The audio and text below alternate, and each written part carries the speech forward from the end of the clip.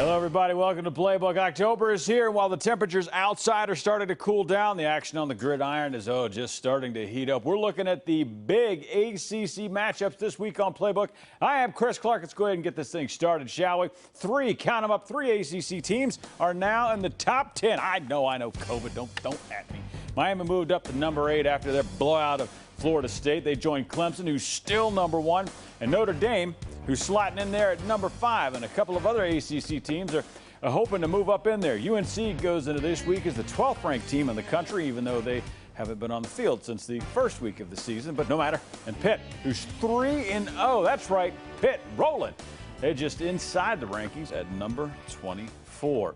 And our game of the week this week involves those number 1 Clemson Tigers in a rematch of last year's ACC championship game. They're taking on Virginia, who picked up a win in their first game of the season last Saturday against Duke. Let's bring in WRIC's Natalie Calabut to take a little closer look at how the Cavaliers are hoping to take down the top-ranked Tigers. Natalie, thank you for taking some time out and joining us live here. Now, that ACC championship game didn't exactly go the Cavs' way last season, but Clemson, let's face it, they had it pretty easy, winning 62-17. But how do the Cavs hope to slow down that Tiger offense this time around? Hey, Chris, thanks for having me. That's a great question. You know, this is an experienced Virginia group on defense. 15 players who started a game last year are back this year, so that's big. Virginia's 46 sacks last year were tied for 9th in the nation, so forcing the Tigers into 3rd and long situations where they can put some heat on Trevor Lawrence would be a dream scenario. And even though UVA gave up a ton of points to Clemson last year, Coach Bronco Mendenhall thinks that seeing that explosive offense last year is going to serve his team well this year. Clemson's really explosive and dynamic on the perimeter, getting the ball in space and letting their recruits and their athletes have success has been a great model for them, not only at quarterback, not only at running back, but also at wide receiver. So they have a really good formula that's worked well for them. Chris, I think Virginia will only take positives away from this game. They're playing the best team on the biggest stage. The season is young, so there is a lot that the Virginia coach Bronco Mendenhall can learn about his Cavaliers. Cavs always have a way of rising to the occasion for these things. Let's talk about that Cavs offense for just a minute here. Quarterback Brennan Armstrong, he threw for 269 yards, 2 touchdowns, but a little bit of a problem there. He also threw 2 picks in that win over Duke. Can he find a way to get hot against a much better defense this week? You know, Chris, I think Armstrong will have some confidence, after having one start under him. Death Valley will be a little bit less intimidating, only 19,000 fans. So normally they're allowed 81,000, so I think that'll take the pressure off him a little bit as well. Coach Bronco Mendenhall has talked about how Armstrong is comfortable playing fast. That might allow him to get more of a rhythm and keep his success going. I was going to say, was he was rolling against Duke. They were rolling, really moving the football around. All right, okay, put you on the spot here. I think I already know the answer to this, but sometimes, not always, I get surprised. Who you got in this one? Give me a final score. You know, Chris, I think Virginia is more competitive than last year, at least for a half, but I can't see them taking down the number 1 team in the country. I think Clemson wins this one by double digits, maybe 45-21. Does that sound about right? Well, I'm still... Wait, I'm still trying. Wait, wow, really? That's. I'm not going to have to come up to Charlottesville and keep the mobs away from you. You went against your own team there at UVA? Is that just to make sure I'm hearing this right? You know, Chris, I had to. I'm going with Clemson this time. Yeah. You know what? True professional there. True professional. Well, I'll just leave it at that and say thank you. I appreciate your honesty. Thank you for hanging out. Enjoy the game. I hope it's a close one. Chris, I appreciate you. Thank you. Take care. Clemson had some extra time to rest up and get healthy before that ACC championship game rematch with Virginia. WSBA's Pete Yannity covering the Tigers. Pete. Following an open date, the number 1 Clemson Tigers get back at it Saturday in primetime against Virginia, a team that they knocked off handily in the ACC title game back in December up in Charlotte. Well, as you know, it's a Tiger team that has been dominating ACC foes over the past 5+ seasons. Clemson, in fact, has a formula for how many big plays at once in a game, and Dabo Swinney going through that when he visited with the media this week. It's a run of 12 plus, it's a pass of 16 plus, or it's a touchdown. And when you're talking about offensive football, and it's just a part of our, again, plan to win. You know, we always have an attack mindset. To take what the defense gives me instead of making things happen, just taking what they give me, letting the game progress, and eventually the big plays come. And I think that's what I've probably done the best job this year of doing. Tigers are chasing a number of streaks. A victory would give them 24 in a row against ACC competition. That would be the third best in conference history. And they've won 31 straight in the regular season against all foes, and that surpasses Florida State's previous mark for an ACC team. In general, the Tigers are a healthy ball club. They expect to get defensive lineman Tyler Davis back for the contest. He was banged up in the opener against Wake Forest. And they also hope to welcome defensive end Justin Foster for his first action of the season after he missed the first couple of ball games. Covering the Clemson Tigers, I'm Pete Yanity. Thanks a lot there, Pete. Well, head coach Manny Diaz tamped down the hubbub when the Hurricanes throttled UAB in that first game. Then came the win over Louisville, and it was said to be because of the Hurricanes getting breaks. But after this week, good luck stopping the party in South Florida after the Canes just beat up on their rivals in Florida State. And let me tell you, I know Floridians know they can sniff out a party, and it is rolling right now because Miami stomped on Florida State, winning the game 52-10. Hurricanes were relentless all night long. When they needed a play, they got the play, be it a stop on defense or a big third down conversion on offense, or on occasion a fourth down conversion. I mean, they got them all. They also finished drives. The Hurricanes got in the red zone 6 times. They scored 5 touchdowns, put up 1 field goal. That is incredible. They also got on some people. They got a lot of people in. Lots of upperclassmen made plays. A ton of freshmen got in there to get some experience late. So, Coach, does this team have an identity, especially on offense now? I do think we're getting more confidence, not just in terms of having results that make us feel better about ourselves, but just from a conditioning level. You know, and understanding you have to be able to believe that you can push yourself through some things offensively to be as relentless as we are. And ultimately what you're doing is you're taking the defense to a place of discomfort that they're not used to. So I think our guys are getting a better hang of it. And, you know, and I thought they saw it Saturday night. All right, we usually don't look too far ahead here on Playbook, but we got to do this tonight, man. Miami is off this weekend, but check out that next matchup. Yeah, Hurricanes visit top-ranked Clemson in Week 5. That one's coming up Saturday, October the 10th. And man, I cannot wait. All right, North Carolina's had 3 weeks off since its season-opening win over Syracuse. The Tar Heels are antsy to hit the road to finally play another game, finally. And the UNC offense, well, could give Boston College some headaches. WNZN's Alyssa Ray covering the Tar Heels. Alyssa. It's no secret UNC has a lot of talent this season. Offense, defense, heck, I bet the concession stand personnel is top-notch. That said, the receiving corps is exciting to watch. Every practice is a game, or is like a game. I mean, like, you come out there with the competition mindset and like hungry and ready to eat. And so, I mean, like, with every single receiver coming out here with that mindset, I mean, it makes practice really competitive. So, I mean, it's been great, and it pushes everybody, and it brings out the best of everybody. So it's been fun. We do throw the football a little bit, and we cover a lot of ground. Even when we run the football, there are times where we're running routes. So it's good for us to develop depth. And don't get me started on the backfield. Michael Carter and Javonte Williams combined for almost 2,000 yards rushing a year ago. Williams found the end zone 3 times in the Heels opener against Syracuse. I like Javonte and Michael Carter so much. They're maybe the best position on our team because we have depth. They're both really good. They're different. But you get Javonte downhill outside on those flares. Now, some of those safeties aren't excited about coming up to see him. Coach Brown says one of the areas of concern this season is the offensive line. But if they can do their job, this offensive weapons can be even more dangerous. Covering the Tar Heels, I'm Alyssa Ray. Thank you, Alyssa. And 2 games down, 2 wins in the books. The Boston College Eagles are showing they are not to be trifled with. No, wins over Duke and Texas State might not make believers out of everyone. But for the guys in that Boston College locker room, it's all about momentum and the final scores. And right now, they're tied for first, man. What can you say? The thing the Eagles have going is that they have yet to play perfect football, and they're still winning games. The running attack is yet really to come around, but they throw the ball just enough to get the job done and open up enough holes on the ground to make it work. Boston College defense going to be the ones needed to step up this week. They have yet to see an offense like the one Sam Howell and the Tar Heels run. It's better, faster, more efficient than anything the Eagles have seen yet. It's going to turn every mistake you make into points. They need to force the Tar Heels into some 3-and-outs early, and for quarterback Phil Jurkovec and the Eagles offense to get points on the board right away. We need to be more consistent.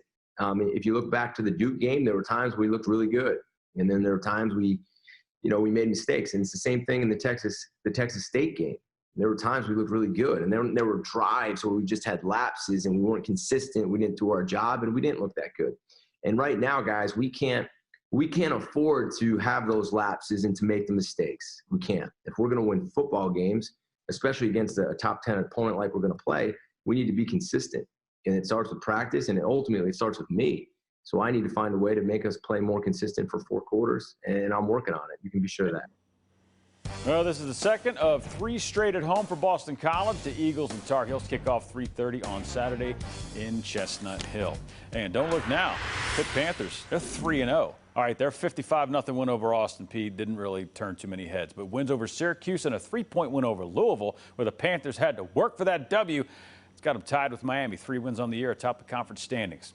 Not much else you can say. Panthers are improving each week, too, in all aspects. That running game continues to get better and better.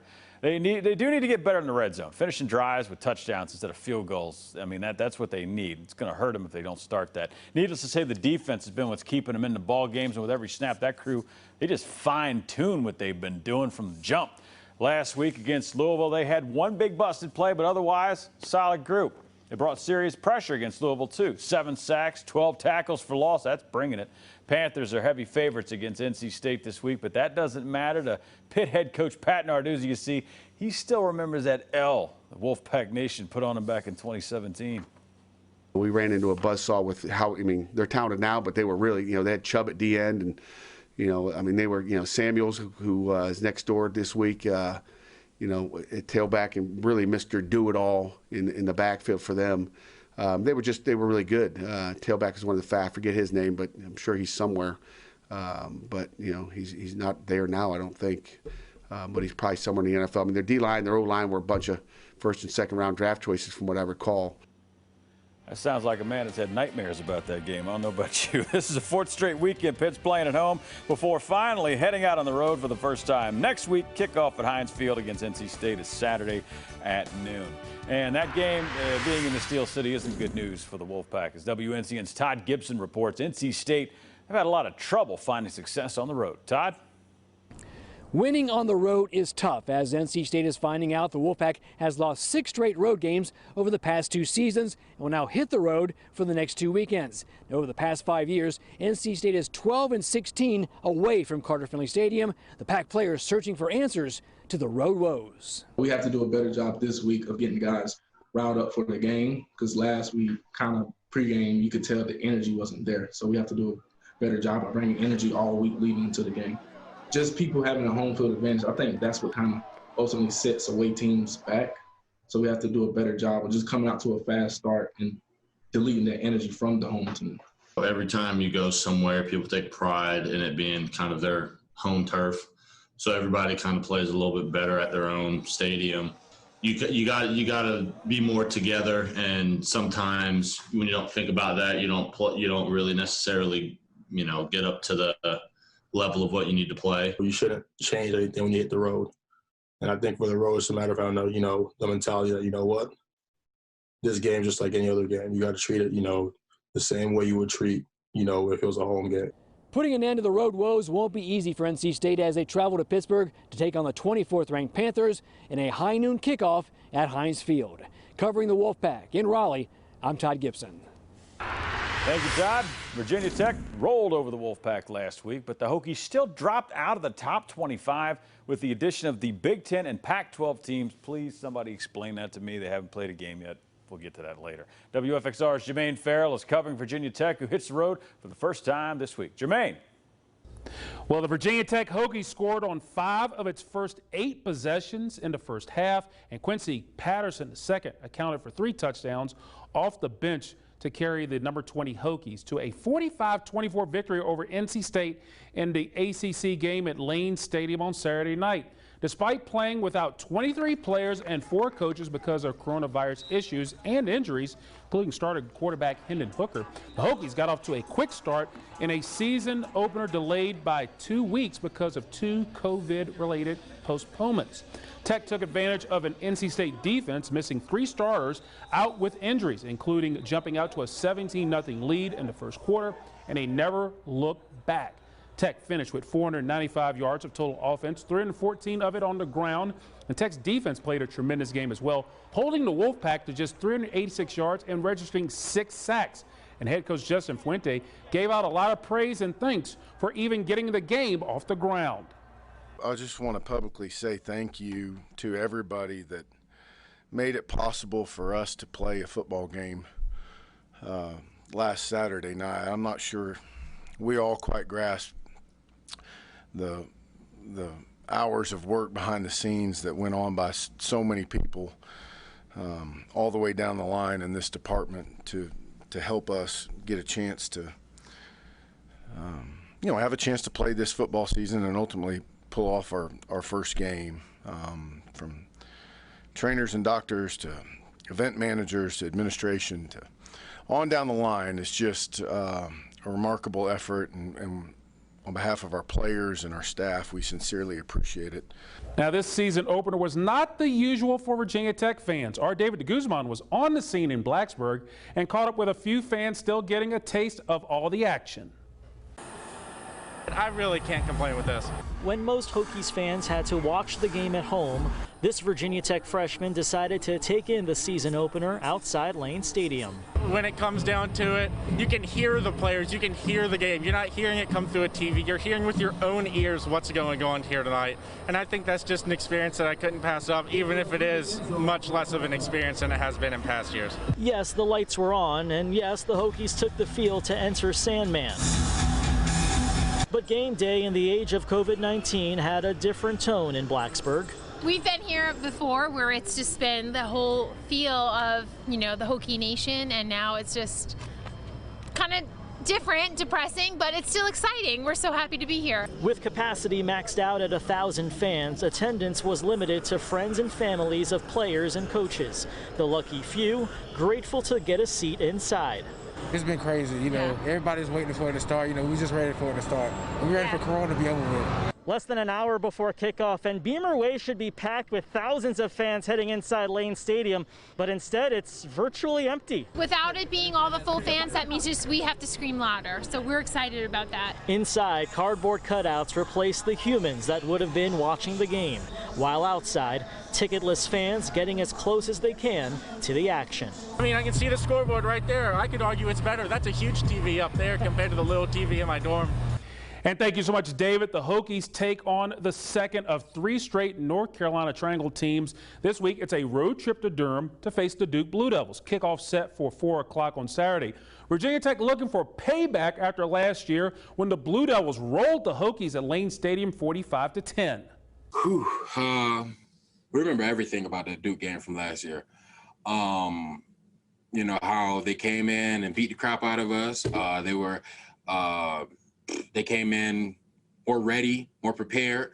So we definitely learned our lesson from Duke last year. All right, folks, I'm going to leave you cool peeps with an interesting stat, or actually stats that favor the Hokies. Now, Tech has won the last 8 times they have visited Wallace-Wade Stadium. In fact, the last time Duke beat Tech in Durham was on October 10th, 1981. And overall, Duke has won the first 6 meetings of the series, but after that, it's been all Hokies all the time as they have won 17 of the last 21 matchups.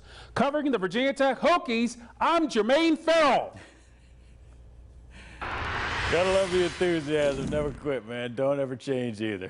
The Duke Blue Devils didn't expect to be undefeated heading into October, but it's a good bet they didn't think that they'd be winless either. And it's not just the losses, but how they're losing games. Usually David Cutcliffe's teams are known for their execution and discipline. This year, the Blue Devils are known for turning the football over at the worst possible times.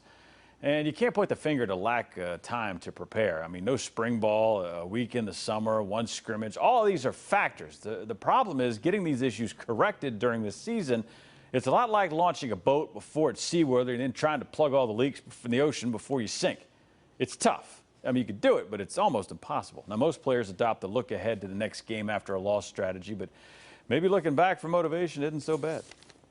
Last year our mentality was to focus on it and not look back. And this year, I think we need to focus on that, and not in the aspect of wallow in it, but we need to really remember how we feel after those games, you know, being up, going into the fourth quarter. We need to really focus on how that felt and how it felt after the game and carry that over, because we don't want to feel that again. No, you definitely don't. This week, the Blue Devils face Virginia Tech Hokies, fresh off that big win over NC State. With Duke's passing game struggling right now, the Blue Devils will more than likely go with what's been working, and that's been most reliable. That's keeping the ball on the ground and in the hands of their running backs, Deion Jackson and Mateo Durant. Just flawless in the run game. The mechanics of everything we're doing in the run game. We've got to make great exchanges, make great fakes, put ourselves in position to be successful. That one position can make 10 people right. And for the first time this year, the Blue Devils will have game tape on an opponent from this year when they play the Virginia Tech Hokies. Now, it does come with an asterisk, though. The Hokies played and beat NC State, but they were missing almost 24 players from the coronavirus concerns, including starting quarterback Hendon Hooker. Now, he will play against Duke, by the way, but in what capacity, we aren't sure. And if he comes out, I mean, we've already seen his backup just roll over the Wolfpack. So the question is, who or what can the Blue Devils zero in on with the Hokies offense? The answer, kind of everything. Definitely focus on stopping the run, being physical, but also being disciplined in the back end and defending the explosives as well. They got dynamic receivers and tight ends who are, you know, great pass catchers. So we can't just sleep on that aspect of their game too. And they got, you know, the backups, the quarterbacks did a really good job. They got a good, just quarterback system in general. So you just got to prepare for the whole gambit, honestly. Like I said, everything. Sun should be shining in Durham when the Hokies and Blue Devils kick off at Wallace Wade Stadium at 4 o'clock. And it's Friday Night Lights in Winston-Salem this week as Wake Forest takes the field for a weeknight showdown against non-conference opponent Campbell. WGHP's Kevin Conley is covering the Demon Deacons. Kevin? The Wake Forest Demon Deacons back in action on Friday night against Campbell at Truist Field. Game time 7 o'clock. Now, Wake did not play last week after the game with Notre Dame was postponed by the Irish because of a COVID-19 outbreak. After two very difficult games to start the season, the break wasn't a bad thing for Wake. It gave them the opportunity to get their minds right and get healthy. And we're starting to get healthy. You know, as of today, we have nobody out with COVID. We hope we're saying that on Friday night. But for the first time in a long time, you know, we're down normal injuries. We're not down anybody right now for anything COVID related.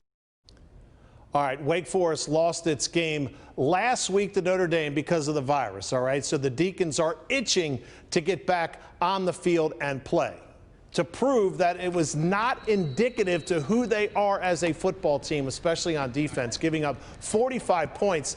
That's a shock to the system. Yes, Wake had the rough opener against #1 Clemson, but there's no shame in that. The Tigers are the best team in the country, but to give up 45 points to NC State, that's a whole nother matter. The extra week just to concentrate on cleaning up their own mistakes could go a long way the rest of the season. It's been really just do your job and know your job well. The second piece, I think, to it is knowing more of the defense as a whole versus, you know, just knowing your assignment. But as long as you can do your job, but, you know, like in the pass game and things like that, if you can understand, you know, more of the concept of what we're trying to get done, then that'll help you, you know, make certain plays.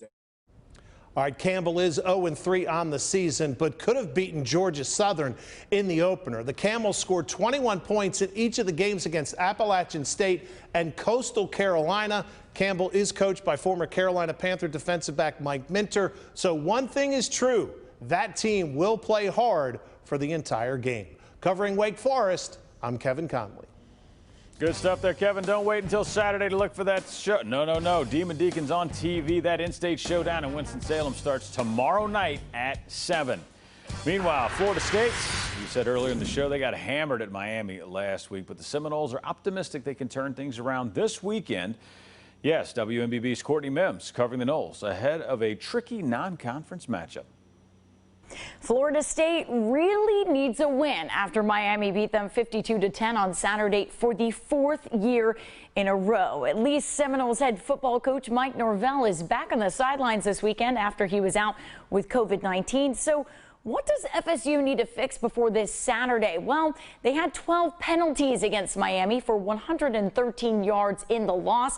That's one. Another is turnovers. All 3 Florida State quarterbacks that played in the game threw an interception. And when they weren't doing that, they were getting sacked 5 times in the first 30 minutes. However, it doesn't look like those mistakes will be made this weekend, as this is Jacksonville State's first game of the season, making it hard for the Noles to scout them this week. But Norvell said he knows they're a good program and will present challenges for them this Saturday. Anybody that follows college football, knows Jacksonville State. It's been one of the elite level, FCS level teams, throughout the course of the last decade and beyond. They've got some very talented young men. I mean, their quarterback is a big kid. I think he's 6'3", 225 pounds. Very effortless in everything that he does. Nothing doesn't ever seem to get rattled. The players have said they felt good in practice all this week and are hungry for a win. We shall see if they can pull it off on Saturday at Doak Campbell Stadium. Reporting on Florida State, I'm Courtney Mims. Great stuff, Courtney. Thank you. And that game kicks off 4 o'clock. Like she said, it'll be the Seminoles' first game at home since the first week of the season. Well, it's October now, so that means we've got everything figured out for college football this season, right? Of course not. But we could probably still use some help, obviously. Let's bring in Jason Logan from Covers.com to help break this weekend's games down. And let's start at the top, and that means the Clemson Tigers. Now, they've moved through the early competition, but as far as bettors are concerned, these Tigers, they're 0-2, failing to cover the spread in their first 2 games, believe it or not. Clemson, a 28-point favorite, hosting Virginia on Saturday. Can they win this thing by 29 is the question. Yeah, Clemson, of course, they have all the firepower and talent, so they could probably score as many points as they want. But do they want to? That in there lies the rub. With Miami up next on the weekend, probably one of their toughest tests to their ACC title, is Dabo Swinney going to roll back the playbook, not tip his hand, maybe not go all out, trying to save something for that marquee matchup next week. Now, Clemson's offensive results have been a bit tempered here through 2 games for a program that we normally see top 5, top 10 in those offensive stats. We look at Virginia. They opened with a big win over Duke last weekend, but the last time they met Clemson, the Who's got handed a 62-17 beatdown in the ACC championship game. For me, what I'm going to do is I'm going to bet the first half spread in this game, which is Clemson -17.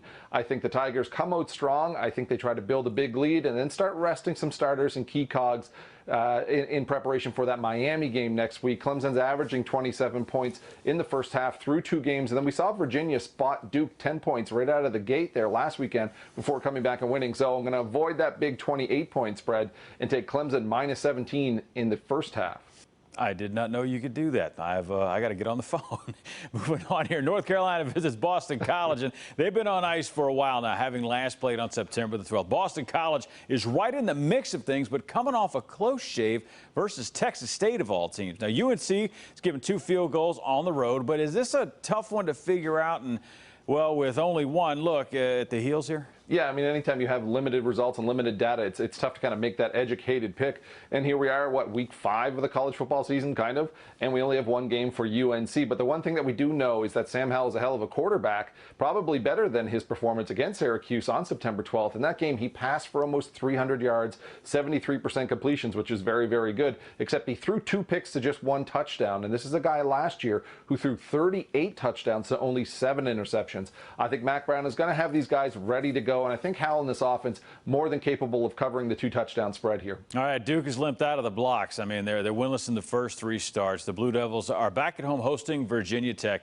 which has had cancellations and players missing due to positive COVID tests. Duke catching 10.5 points at home. Any value in a desperate Duke team this week? Yeah, it's tough with all those turnovers, and that's the big trouble for Duke here. Last in the nation in terms of turnovers, 14 turnovers so far this year. And you're not going to win any games when you're giving opponents that many extra kicks at the can. I will say Duke's defense, putting up a good fight, pretty respectable here considering how much extra time they have to come back onto the field. Opponents right now have an average TOP, time of possession, almost 35 minutes per game. They've been really solid to start games, actually. Despite an 0-3 record, they hold a scoring edge of 13-7 in first quarters right now. So, Chris, you may not know this, but you can also bet quarters instead of halves. So that's what I'm going to do here. I'm going to go Duke +3 in the first quarter. Expect a good first quarter from them. Catching a field goal in the first quarter, and then Virginia Tech's going to probably have to make some early game adjustments, considering all those players that could be missing due to COVID. Note to self: betting quarters and not just halves. Thank you, Jason, very much. You enjoy all the games this weekend, and I appreciate all the help. I've got to make some phone calls. Take care. Put this iPad down here. Oh, here we go. We've looked at a ton of games tonight, but believe it or not, 5 of the 15 ACC teams are idle this week. The 5th-ranked Notre Dame Fighting Irish and 8th-ranked Miami Hurricanes going to have the weekend off. Joining them are Georgia Tech, Syracuse, and Louisville. All 5 of those teams will be back in action the following week.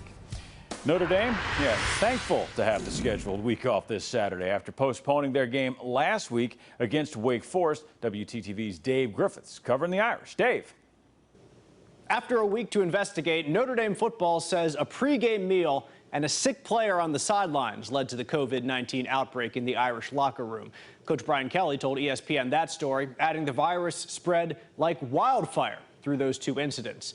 In total, the team produced 18 positive COVID-19 tests last week, and as of early this week, had 39 players in either isolation or quarantine. Fortunately, Notre Dame already had a bye scheduled for this coming weekend, so the Irish don't have to try to reschedule another game like they will with the postponed Wake Forest game from last weekend. As Coach Brian Kelly points out, getting the team back to full strength is not just a matter of getting guys back out on the practice field. When they are able to, test negative twice and they get to a second negative test, we can begin a modified conditioning program with those guys. So when they come back after 14 days on their own, they have a modified quarantine workout program that gets them back in pretty good shape. Now, if all goes well, the Irish are eyeing October 10th for their first game back. They're scheduled to host Florida State in South Bend. For Playbook, I'm Dave Griffiths. Thank you, Dave, and thank you to all of our reporters keeping us up to date on everything going on with the ACC. I'm telling you, we've got people in the locker rooms as best we can. We're not in some far-flung studio. No, we got people on the ground there. Thank you for tuning in to Playbook. Here, remember, you can catch a brand new episode every Thursday night at 7. And until next week, get out there and watch some football, everybody. I'll see you next Thursday.